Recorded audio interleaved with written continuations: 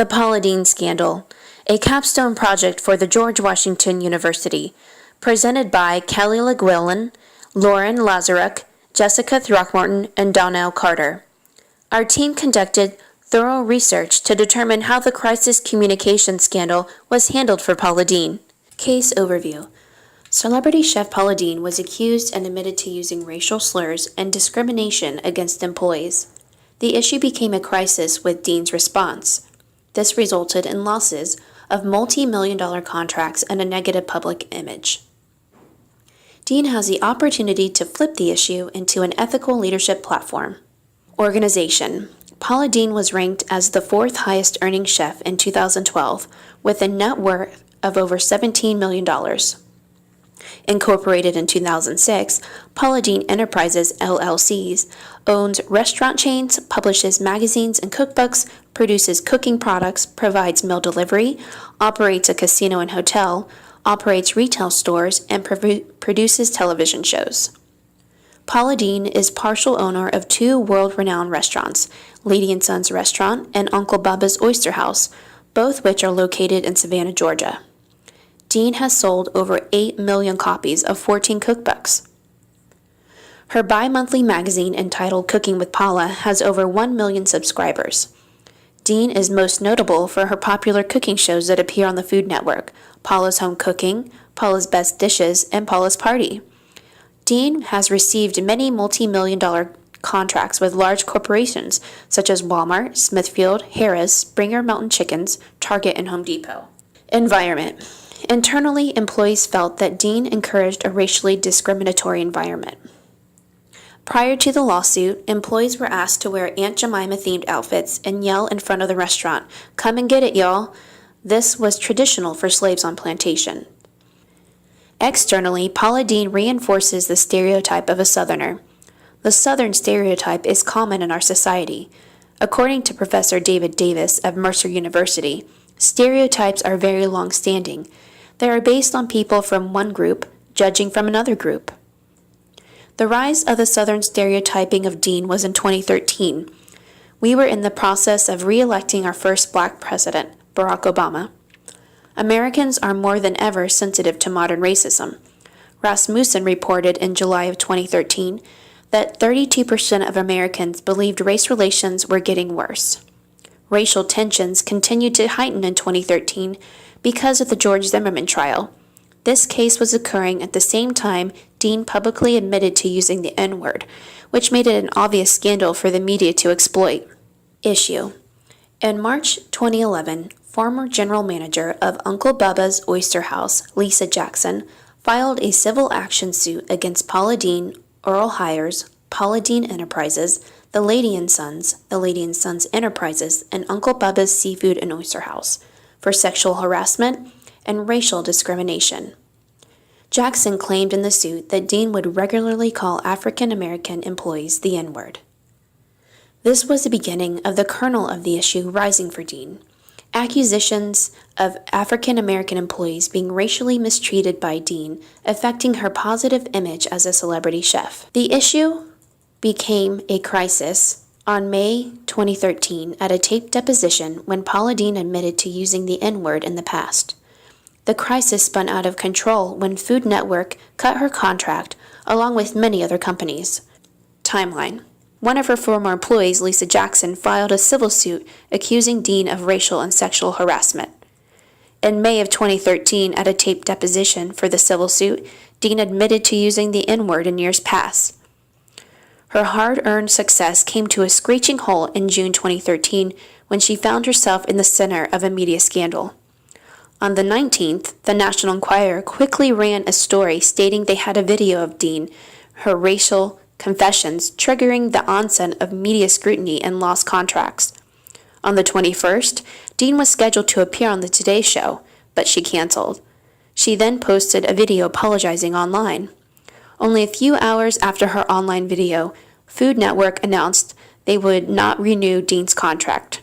Just 2 days later, on the 23rd, QVC announced they would be reviewing their business relationship with Deen. Deen then appeared on the Today Show on the 26th, apologizing for her actions. Apologies were also issued through social media in an attempt to minimize the damage. Civil rights leaders Reverend Jesse Jackson and Al Sharpton came to Deen's defense following the controversy. Jackson said if Deen is willing to acknowledge mistakes and make changes, she should be reclaimed rather than destroyed. On August 23, 2013, the case of Jackson v. Deen was dismissed in the Georgia court after both parties reached a settlement outside of court.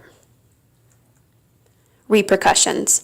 Following the release of the deposition in which Deen admitted to using the N-word, 12 companies cut ties with Paula Deen, including Food Network, QVC Photo, Smithfield Food, Walmart, Target, Home Depot, Novo Nordisk, JCPenney, Walgreens, and Caesars Entertainment. Deen's comments also impacted her family, fans, and Paula Deen Enterprises. Strategy and response. Throughout the crisis, Deen's public relation goals were limited to reactive strategies. Deen's main objective was to use her celebrity status to persuade key publics that she was as much a victim as the person bringing the lawsuit against her. Her initial strategy was a written statement released by Paula Deen Enterprises, which had a goal to defend Deen's reputation by deflecting the racial issue and the use of the term nigger back on America's culture during the time period of Deen's upbringing. Deen then made 4 attempts to set the record straight and control media messaging. Her public relations team decided to post independently produced videos online.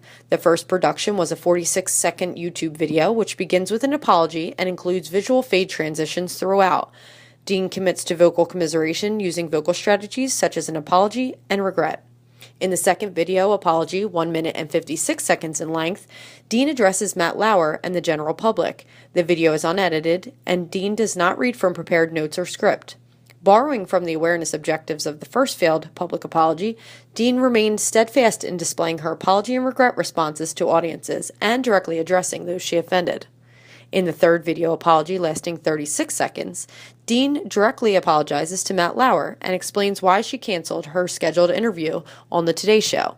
The video shows Deen in a comfortable environment and not visibly suffering from stress or fatigue as claimed.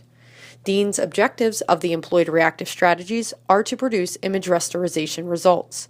In a face-to-face interview with Matt Lauer on the Today Show, she displays a mix of offensive and defensive reactive communication strategies. Outcomes. Paula Deen fans ruled on social media, banding together to boycott the Food Network with over 600,000 people liking a Facebook page titled We Support Paula Deen, and a petition was started to get the Food Network to renew her contract on change.org with over 38,000 signatures. Both Twitter and Facebook saw everyday citizens uniting online to support Deen. Deen went on to hire Judy Smith, a Black internationally known expert crisis manager.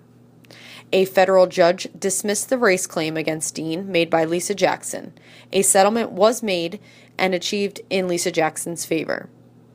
Deen fired her all-local legal team and hired new lawyers. After being dropped by distributors, Deen announced the launch of her kitchenware website called pauladeenkitchenware.com.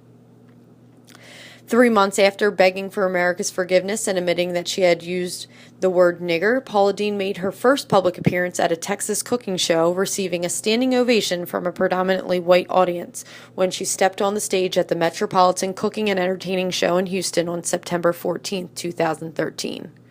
With fans showing enormous support for Deen over the past few months, she has managed to land an investment deal with a private equity firm worth $75 to $100 million for a recently formed company called Paula Deen Ventures. This deal allows Deen to profit from her likeness and expertise beyond the likes of previous licensing agreements. Analysis. Paula Deen's poor management of the public relations crisis related to racial discrimination and use of racial slurs created a storm of negative media attention. Let's look at what worked and what didn't for Deen in her crisis communications. The first mistake Deen made was attempting to excuse her behavior instead of expressing concern and empathy to those she offended.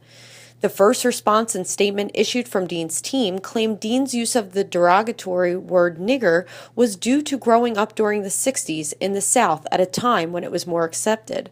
Unfortunately for Deen, that olden day excuse would not work for the public and would only worsen the image of the entrepreneur. Deen's next mistake was canceling her first public appearance after the deposition was released to the media. Deen's rep told producers of the Today Show that she was too exhausted to do the interview. Rather than utilizing the Today Show and its ability to influence public interest, the cancellation of the interview became the news story. Avoiding the media only further damaged her reputation. In her first video apology, Deen asked viewers for forgiveness. The apology was scrutinized because it lacked any specific details as to what she was actually apologizing for. An apology should be genuine, should acknowledge and accept full responsibility for the wrongdoing, and attempt to repair the injustice and make a promise not to commit the offense again. In the second video apology, Deen claims that the press had misrepresented her and accuses the media of framing her and her family as racist through the tone and context of their crisis coverage. When Deen finally appears as a guest on the Today Show, she misses the mark by making it all about herself and not about her stakeholders. She victimizes herself and leaves little room for her to take responsibility for her actions or to show remorse. She inhibits herself from really connecting with her audience.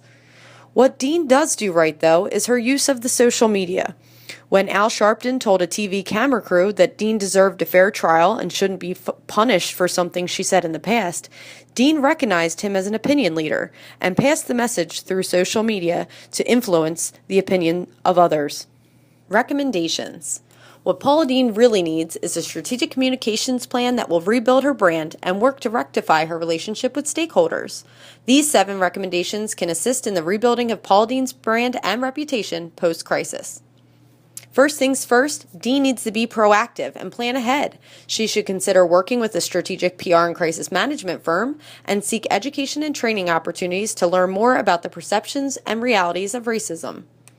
Secondly, Deen Enterprises should conduct specific primary and secondary research in order to determine what will work best for key stakeholders. Online surveys and polls can help establish a baseline to evaluate attitude and behavior changes for fans and customers. In-depth interviews with network and corporate executives can help to determine the impact the crisis had on advertisers and audiences. The management team at Deen's restaurant should conduct focus groups with employees and customers for improvement ideas. Next, strategic philanthropy efforts should be considered. Deen should concentrate these efforts on relative causes such as supporting single moms, children, families, and women with an increased focus on Black community outreach efforts. Current charitable activities should continue and/or increase if possible.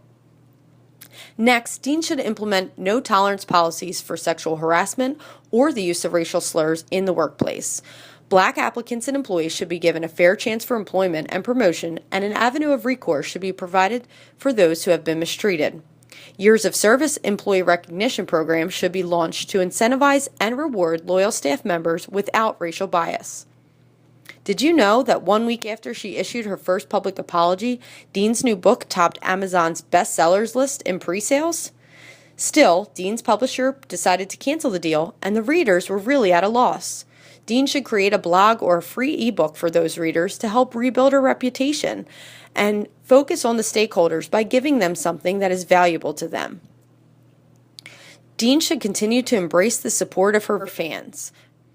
She should organize opportunities for minority groups that she has helped in the past share their positive experiences in working with her. Finally, monitoring tactics such as polls, keyword alerts, and unique URLs should be used moving forward, as well as conducted ongoing content analysis for media coverage.